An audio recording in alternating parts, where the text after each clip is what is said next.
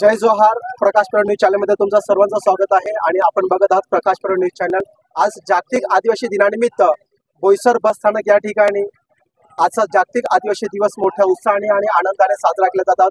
आपल्यासोबत आहेत रिपब्लिकन पक्षाचे नेते माननीय सचिन लोखंडे सर आणि तसेच कम्युनिस्ट पार्टीचे नेते हर्ष लोखंडे सर. त्यांच्याशी बोलूया. सर, काय वाटतं आज जागतिक दिनाच्या तुम्ही काय शुभेच्छा देता?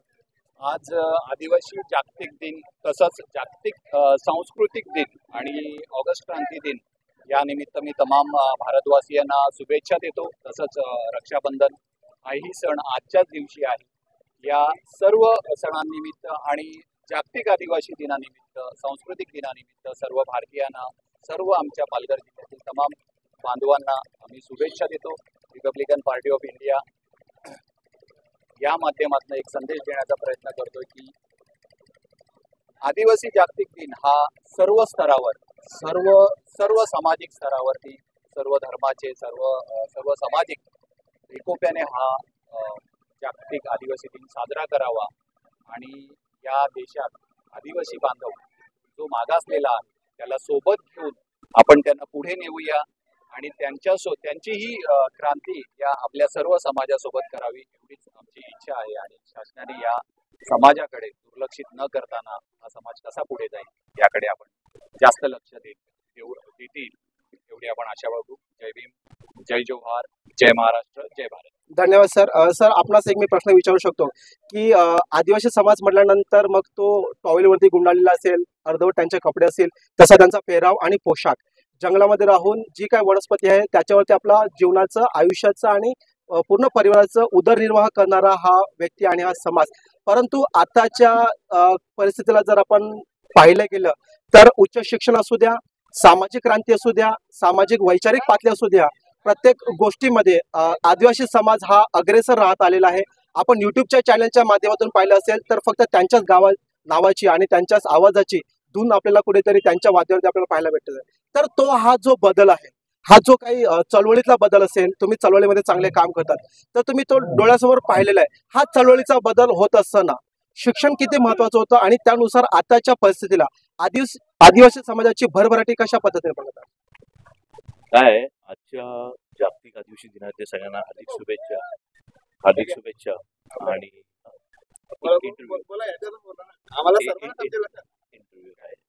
आजच्या ज्या जागतिक दिनाच्या हार्दिक शुभेच्छा सगळ्यांना. आणि 1995 पासून ही हाक पुकारलेली, न्यूझीलंड आणि झिम्बाब्वेमध्ये ही जी हाक पुकारली, ही अख्ख्या देशामध्ये म्हणजे पृथ्वीवरती प्रत्येक आदिवासी घटक वर्गाने हा क्रांतीचा पुकार केला. 9 ऑगस्ट हा दिवस ठरवला गेला आणि या 9 ऑगस्टला या लोकांनी international intellectual day, people day हे लोकांनी तयार केला. आणि ह्याच्यानंतर सगळ्यांचा आवाज एकजुटीने झाल्यानंतर हे भारतात पण पोहोचला आणि भारतामध्ये प्रत्येक राज्यातल्या आदिवासी लोकांनी एक वर्गाने सगळ्यांनी तयार दाखवली आणि ही क्रांतीची आवाज आहे. या क्रांतीच्या आवाजामध्ये प्रत्येक वर्गाचा व्यक्ती या आपल्या समाजाशी जुडलेला आहे, यांच्यासोबत खांद्याने खांद्या लावलेला आहे. आणि शिक्षणाची जी गोष्ट तुम्ही विचारली की शिक्षण खूपच महत्वाचं आहे. या हिशोबाने काही गोष्टी आहेत जे भारतामध्ये जो प्रकारचा थोतांड चालू आहे तो लोकांना भरकटलेला जातोय. लोकांना शिक्षित करणं खूप गरजेचं आहे. आता धार्मिक आणि आध्यात्मिक सगळ्या गोष्टीमध्ये आपल्याला लादला जातो. काही अशा जाग्यावरती मी जेव्हा पाहत होतो की 2014 मध्ये जेव्हा मी जव्हार आणि विक्रमगड आणि तलासरी या विभागात काम करत असताना तिथे म्हणजे शिक्षण सांगितलं की 10वी नंतर ते पोरं शिकायला तयार नाही. का तर आम्हाला भूत पकडतो, आम्हाला शिकायचं नाहीये, 11वी गेला तर आम्हाला चक्कर येते, आम्हाला भूत पकडला जातो वगैरे वगैरे अशी त्यांच्यामध्ये मानसिकता तयार केलेली होती. मग ही मानसिकता तयार करण्यासाठी मग आम्ही चर्चा करत असताना त्यांना एक दिसून येत होतं की खूपच घाबरलेला वर्ग, म्हणजे शिक्षण हा घाबरायचा हा आपला काम नाही, आपण घाबरतो. पण आता जी पिढी आहे त्यांनी एक क्रांतीचा मुवमेंट उचललेला आहे आणि शिक्षणाला खूप महत्व दिलेलं आहे. आणि आजच्या मोठ्या संख्येने पालघर जिल्ह्यामध्ये वकील तुम्ही जर बघतील तर मोठ्या संख्येने आपल्या आदिवासी समाज आहे आणि यामध्ये या समाजाने मोठा वाटा घेतलेला आहे. तुम्हाला आता डॉक्टर वर्ग भेटणार, तुम्हाला मोठ्या प्रमाणात वकील भेटणार. आज जो एक घटक वर्ग ब्राह्मणांचा जो जज वरती तुम्ही पाहणार की कुठे ना कुठे जज वर्ग हा बसलेला आहे.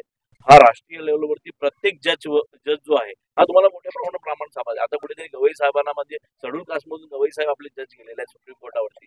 पण येत्या काळामध्ये जर शेड्यूल ट्राईब मधून आपल्या जज नाही झाले तर या भारताला न्याय नाही भेटणार ही आमची इच्छा आहे.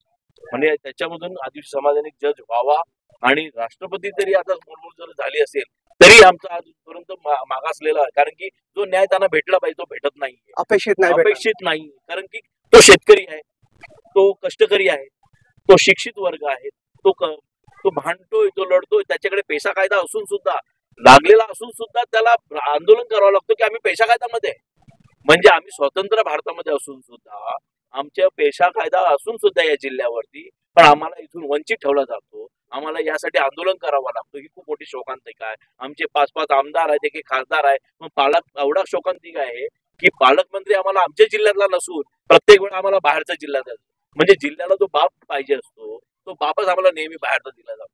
म्हणजे जिथपर्यंत आमच्या जिल्ह्याचा आमचा आदिवासी बाप म्हणून बसत नाही तिथपर्यंत आमच्या जिल्ह्याला न्याय भेटणार नाही. ही आमची पूर्ण मोठी लढाई आहे आणि आम्ही त्यांच्या खांद्याला खांद्या लावून आहेत आणि तो समाज एक दिवशी जागृत होणार आणि आज जसे एकवटलेले आहेत येत्या काळामध्ये ही पालघरमध्ये क्रांतीची भूमिका होणार आणि मोठा क्रांती भेटणार. जय जवान, जय हिंद, जय आदिवासी, जय समाज. धन्यवाद सर. आपणास मी सांगू इच्छितो की पालघर आणि बोईसर आगारामध्ये सर्वात महत्वाचा जर सामाजिक जर या ठिकाणी क्रांती होत असेल तर बाबासाहेबांची जयंती असू द्या, छत्रपती शिवाजी महाराजांची जयंती असू द्या, नाहीतर मग आता बिरसा मुंडांची जयंती असू नाही तर आदिवासी दिन असू द्या, आम्ही प्रत्येक वेळी पाहतो की एक सामाजिक संकल्पना या बोईसर आगारामधून मांडली जाते. तर त्याबद्दल आजचं नियोजन तुमचं काय होतं? हॅलो. हा म्हणजे नियोजन कसं आहे आमचं कसं आहे येळेवर मध्ये प्रत्येक जण ड्युटीवर राहते येळेवर राजूभाऊनं चांगला भाऊ असं ना असं करायचं म्हणजे नियोजन येळेवर हे करणं माझी विनंती आहे.